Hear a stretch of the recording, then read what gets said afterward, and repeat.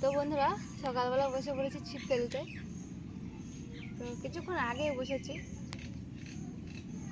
কিন্তু একটাও মাছ পড়ছে না।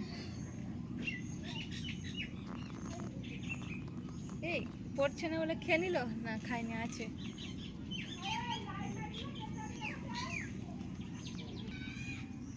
রোদ উঠে গেছে, মাছ পড়তে চাইছে না।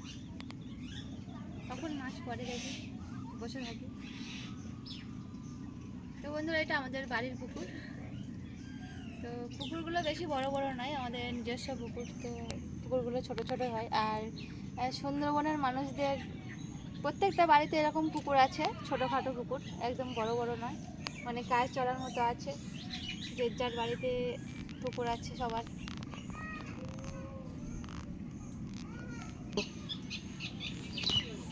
এই যে খেজুর গাছটা এখানে আছে, ছিপ ফেলতে গেলে পুরো একদম গাছে বেঁধে যাবে, গাছটা কাটতে হবে, না কাটলে হবে না।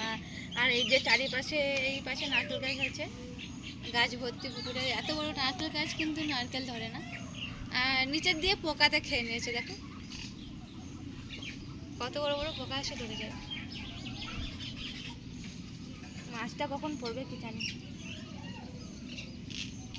এই পাশেও আছে, চারিপাশে নারকেল গাছ লাগানো আছে পুকুরে। কিছু কিছু গাছে নারকেল ধরছে।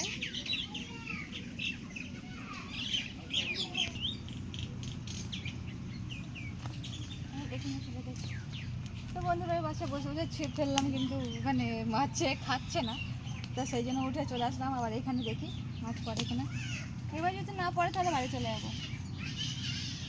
দেখো বন্ধুরা, আমাদের পিছন দিকে ধান চাষ করা আছে।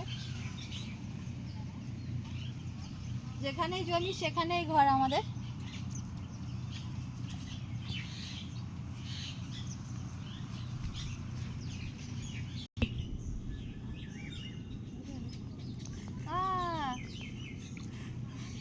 বন্ধুরা, দেখো কত ছোট মাছ লেগেছে। এটা হচ্ছে জাপানি পুঁটি, নেওয়া যাবে না।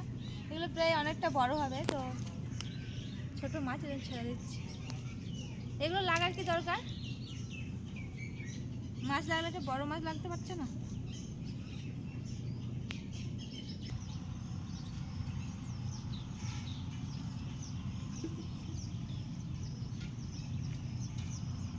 তো বন্ধুরা, ছিপ ফেলতে লাগলাম, মাছ হলো না, তো বাড়ি চলে যাচ্ছি।